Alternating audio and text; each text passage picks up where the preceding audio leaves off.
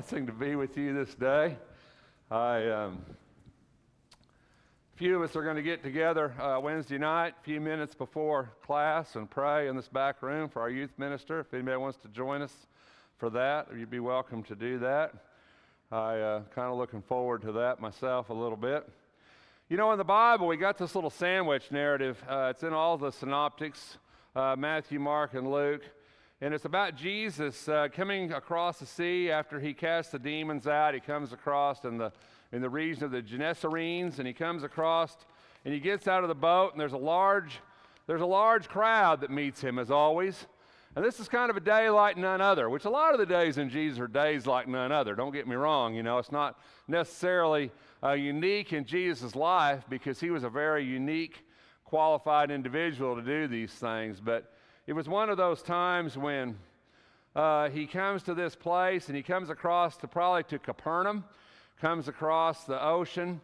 He gets out. He's popular at this time.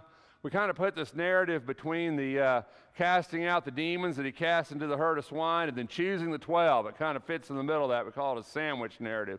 It's kind of a time where Jesus is coming off the boat and traveling, and he gets included, but it's really an interesting day in the life of Christ.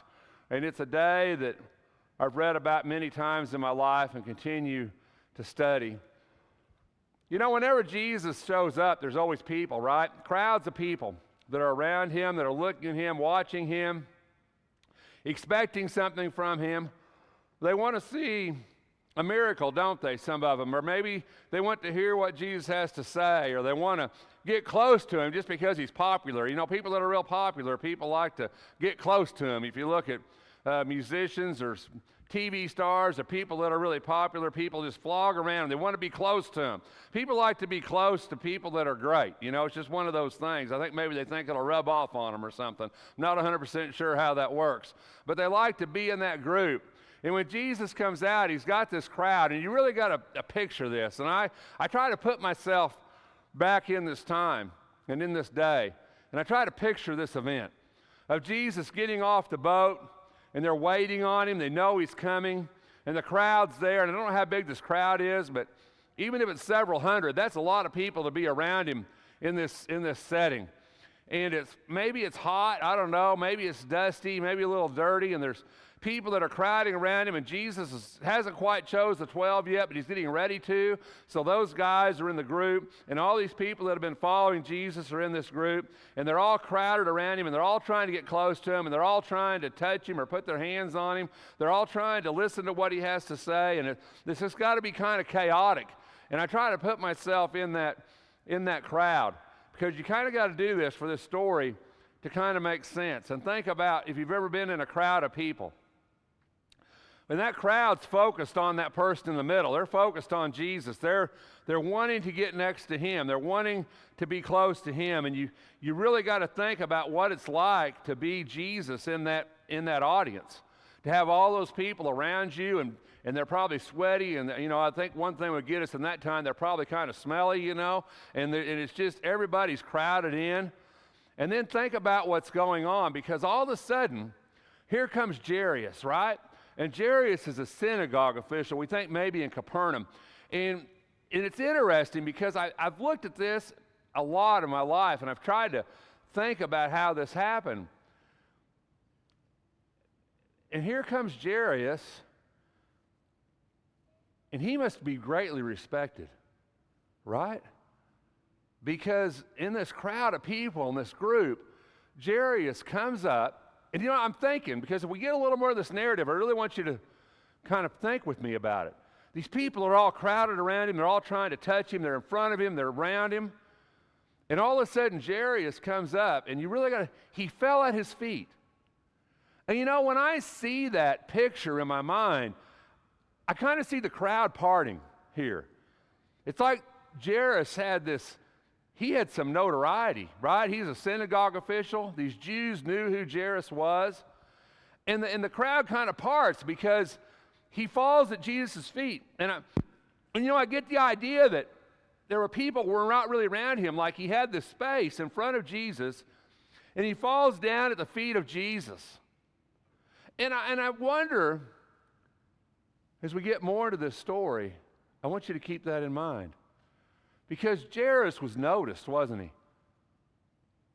You see that?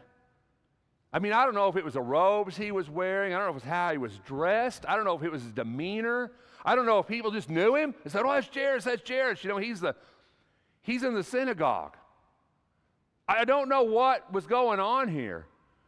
But people knew him. People noticed him because it looks like they just made a path for him to come up in this crowd. And he falls down at the feet of Jesus, this official. He falls down at the feet of Jesus. He implores him earnestly, saying, my little daughter is at the point of death. Please come and lay your hands on her, though, that she will get well and live. You know, this official who everybody notices and everybody respects, he's going to fall on his feet. He's going to fall at the feet of Jesus, going to fall on his face because he needs what Jesus has to give. Right? I mean, he needs what Jesus is giving. He knows his daughter's at the point of death. He wants Jesus to come heal his daughter. And the crowd parts and Jairus falls down on his face. And he doesn't demand, he doesn't cajole, he doesn't bribe. He begs. Right? Wouldn't you? I would. He begs. He says, come save my daughter. And Jesus is okay with this, right? Jesus starts to follow him. And the crowd is still around him, right? The large crowd, the scripture said, and pressing in on him. Do you get the picture of this, what's going on? They're pressing against him. Have you ever been in one of those crowds, like at a concert or something, and you know, you just couldn't hardly breathe? You felt like everybody was just pushing in against you or going through a turnstile at a concert or a sporting event, and you were in that group, and you're like you couldn't hardly breathe. Everybody was just pressing. That's kind of what you get out of the story. But then there's this woman that nobody notices.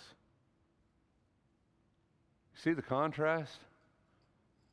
This woman nobody notices. Nobody pays any attention to her. Nobody cares. Nobody parts the crowd for her to get to Jesus. Nobody can look inside of her heart and see that she needs Jesus just as much as the synagogue official needs Jesus. She's the one nobody sees. You know, we're just a face in a crowd sometimes, aren't we? We're just a face in a crowd. We don't stand out. Nobody notices. Nobody recognizes. We're just a face in the crowd. And a woman who had had a hemorrhage for 12 years, she needed Jesus. Her story is heartbreaking. Her story is a story of so many people throughout the course of history, even in our world. This woman's been sick a long time, a hemorrhage of blood for 12 years.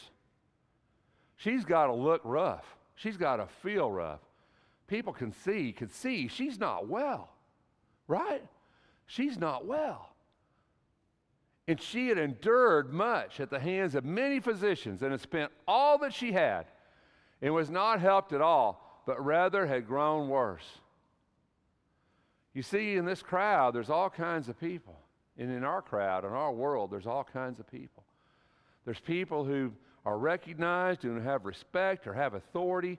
There's people who seem to get what they want and have what they want. And there's people who nobody sees. And if you're that person that nobody sees, it's hard to get recognized. It's hard to get noticed. The crowd didn't part so she could get to Jesus. Nobody stepped aside. Nobody got out of the way. Nobody cared. Matter of fact, she was in the way, wasn't she? She was in the way. And the truth is, she shouldn't have even been there at all. She shouldn't have been there because she's not clean. She should, by law, by Jewish law, she shouldn't have been touching anybody. She shouldn't have been in this crowd. She shouldn't have been where she was. But she had nothing to lose, you see? She had nothing to lose. In Leviticus, it says, if a woman has a discharge of her blood many days, not at the period of her menstrual impurity, or if she has a discharge beyond that period, all the days of her impure discharge, she shall continue as though in her menstrual impurity. She is unclean. Any bed on which she lies, all the days of her discharge shall be to her like her bed at the menstruation, and everything on which she sits shall be unclean, like her uncleanliness at that time. Likewise, whoever touches them shall be unclean, and shall wash his clothes, and bathe in water, and be unclean until evening. Jewish law was pretty strict about this. Women who were on their time, they went and stayed in a tent, stayed by themselves. My sister always said it probably was kind of fun because they probably had a little group all at the same time every month, and they didn't have to cook or do anything. They could just go hang out. I don't know how that worked, but she shouldn't even have been in this group. She shouldn't even have been in this crowd because by law, she was unclean, but yet here she was. But after hearing about Jesus, she came up in the crowd behind him and touched his cloak. I've pictured this in my mind so many times.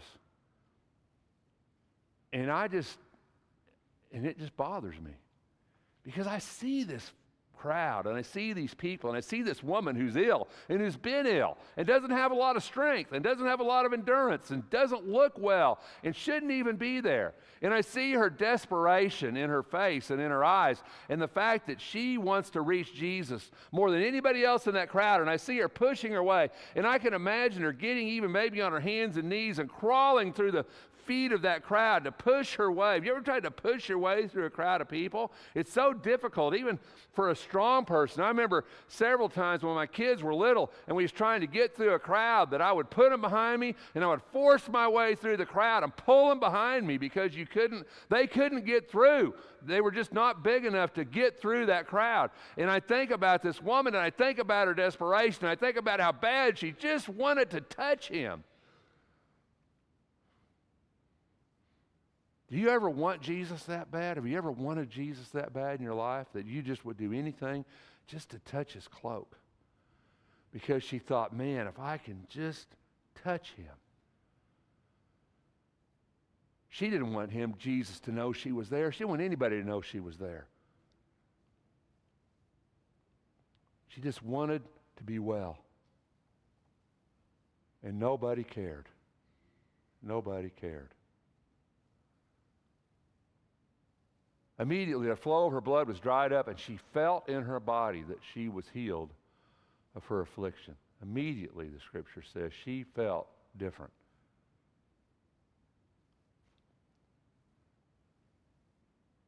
And Jesus, he says, something happened here. You know, I've pondered this a million times in my brain. I think about this sometimes. All these people are touching Jesus. Think about this with me for just half a second. You know, there's always sick people, right? I mean, there's always sick people, right? And chances are, if Jesus was in a crowd of people, chances are there were some sick people in the crowd. I mean, that's just statistics, right? And chances are all these people are touching Jesus and all these people are coming up against Jesus, but it doesn't appear that Jesus is healing every sick person that touches him. You ever thought about this a little bit? Right? Because, you know, everybody's got stuff, right? But this woman was different. And Jesus knew that something had happened. And Jesus is going to explain that. And Jesus turns around to the crowd. He said, who touched me?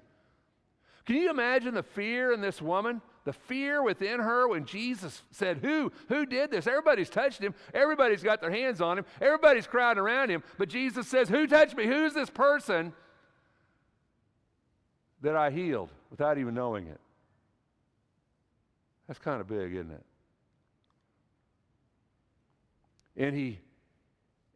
And his disciples said, you see the crowd? How can you even ask that? You get an idea of the number of people that are around him, right? How can you even ask that? Look at all these people. How are we supposed to know? All kinds of people are touching you. Which one? What is that supposed to mean?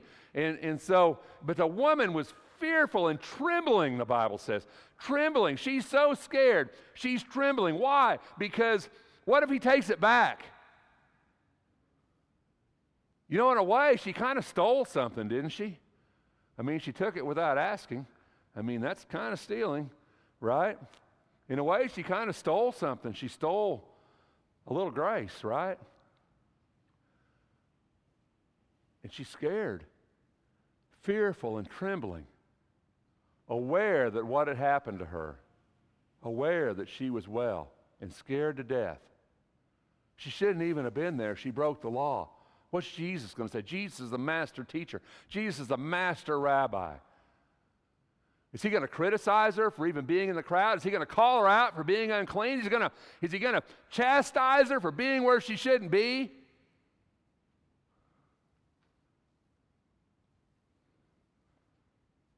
He could have. And I'm sure all those pious Jews in that crowd would have thought, yeah, that's the way you need to do it. Right? But Jesus listens to her.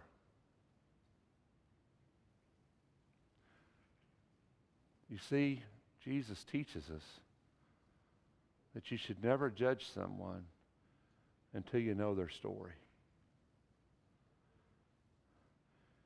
You know, a lot of times in life, things happen. People lash out at you. People say things to you. People do things that maybe they shouldn't do.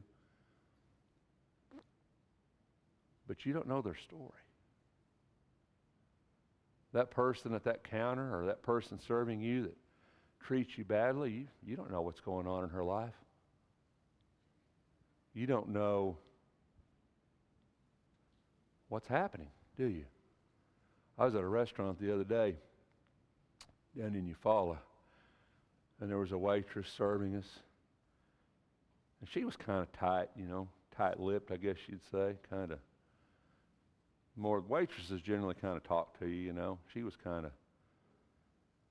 And I asked her, I said, what's wrong?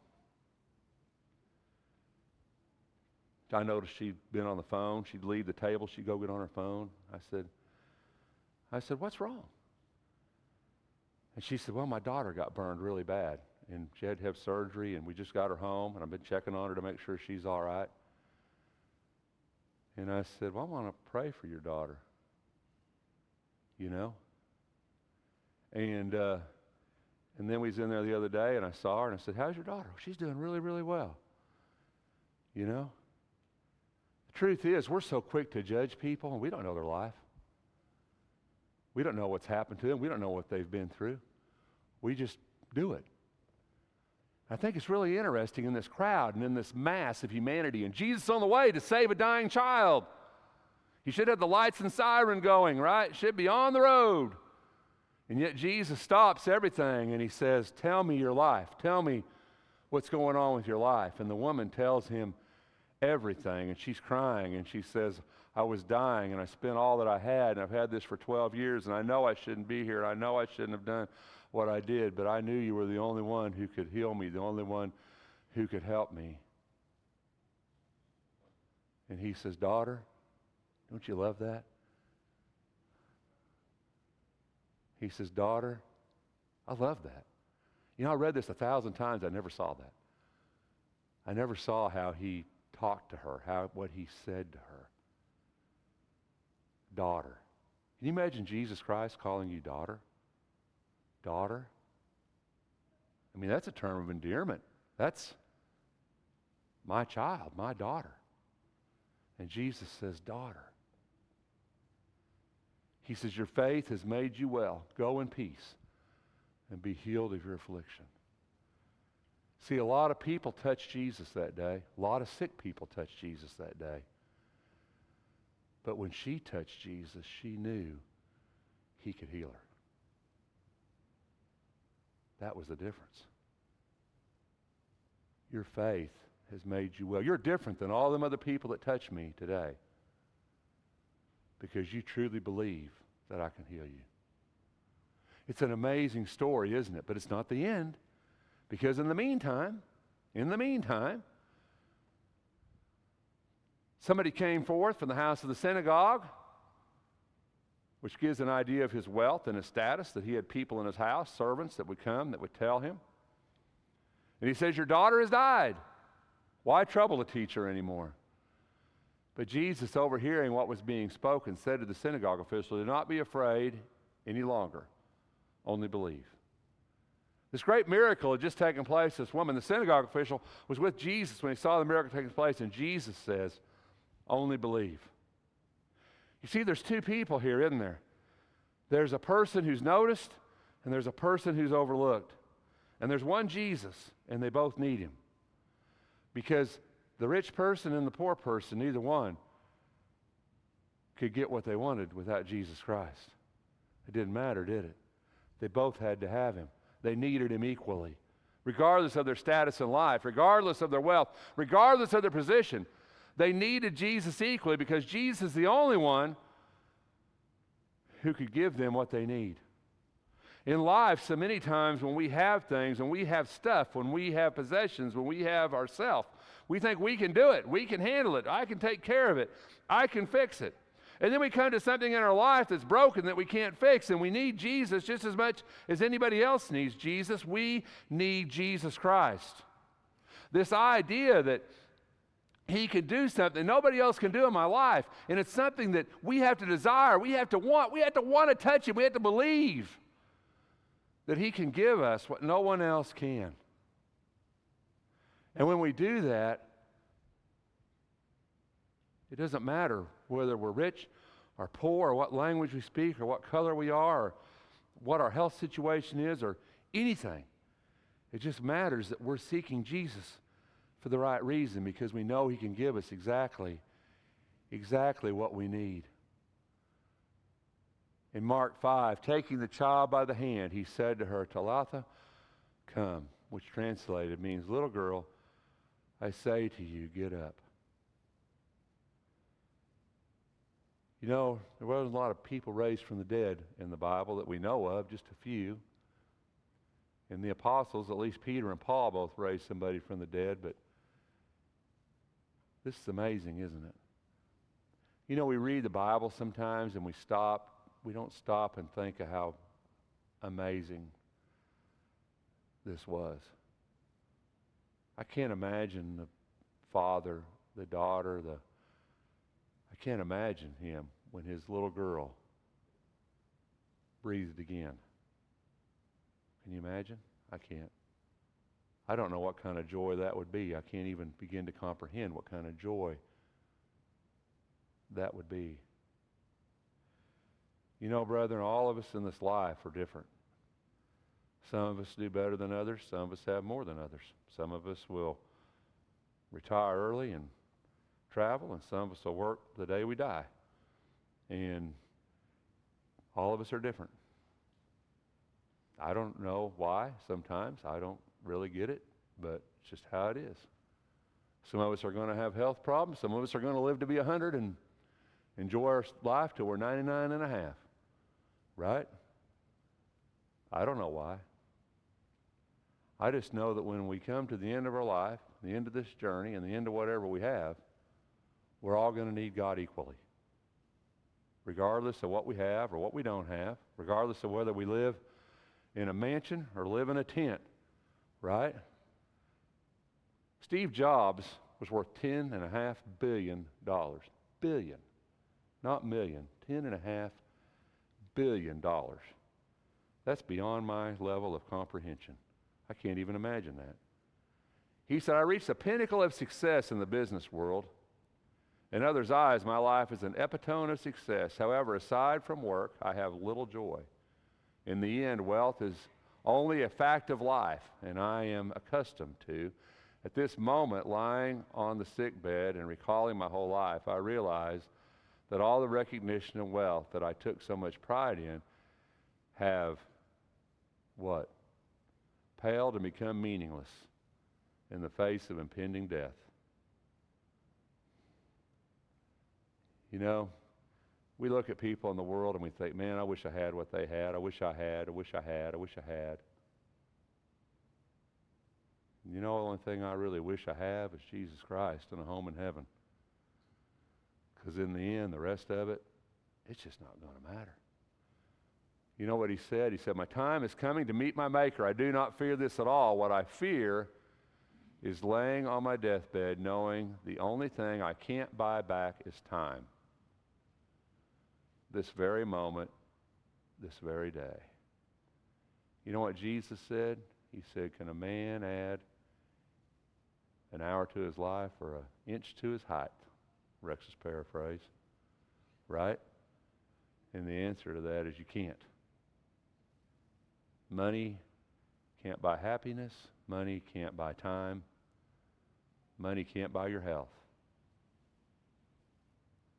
We all need Jesus equally. At the end of my life, at the end of your life, whether we live in a mansion or a tent, right?